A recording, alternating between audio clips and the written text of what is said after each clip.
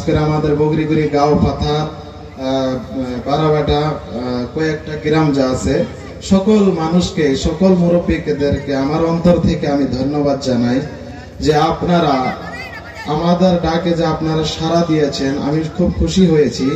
আর আমি আপনাদের জন্য অন্তর খুলে দোয়া করব যে দেখেন, এখন তো মানুষকে টাকা পয়সা দিয়েও পাওয়া যায় না। আপনাদের এখানে কত জায়গার যে মানুষ আসে, সরবক, বরপেটা, জায়গার পালাভিটা, অনেক আপনারা জানেন না, অনেক জায়গার মানুষ আমাদের বগরিগুড়ি আসে।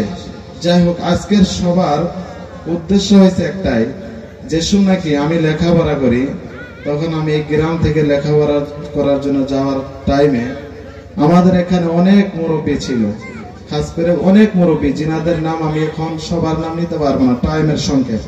তো তিনারা আমার জন্য খুব দোয়া করত, খুব দোয়া করত। তো আমার বাবাও ছিল, তিনি আমার জন্য অনেক দোয়া করত।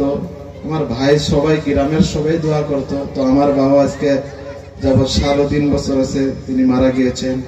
তো আমারও লেখাপড়া শেষ হয়েছে। আল্লাহ পাক আপনাদের দোয়ার বরকতে যতটুকু করতে দিয়েছে আলহামদুলিল্লাহ। তো আমি চিন্তা চর্চা করলাম যে আমাদের মই মুরব্বী তিনারা তো চলে গিয়েছে, তাদেরকে তো আমরা কামাই আয়োজন করে খাওয়াইতেও পারলাম না। আমার বাবাকে আমি খাওয়াইতে পারিনি। তো চিন্তা করেছি আমরা তো তাদের জন্য খরচও করি না।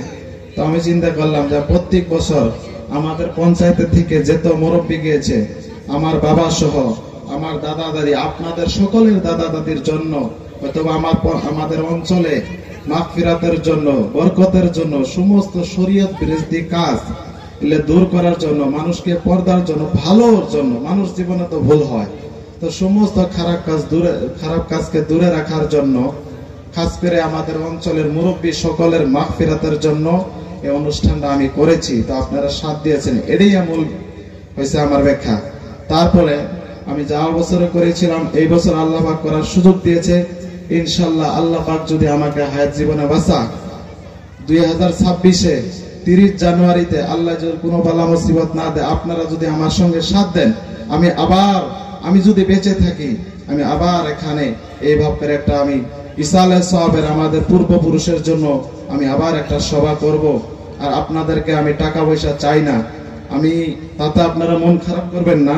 আপনারা যেমন করেন এইরকম ভাবে সাথে কাজ করেছেন, আমি দেখেছি কয়েকদিন ধরে, 1 মাস ধরে, খাস করে আমাদের এই কয়েকটা গ্রামের মানুষ আসছেন ঠান্ডার ভিতরে। তো এমন করে আসবেন, আপনাদের কাছে আমার টাকা পয়সা চাই না।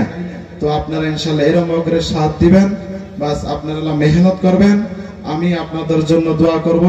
আর আমাদের পূর্বপুরুষের জন্য প্রত্যেক বছর এখানে একটা করে আমরা সভা করবো। ইনশাল্লাহ আমরা সাথ দিবেন তো? ইনশাল্লাহ দিবেন তো?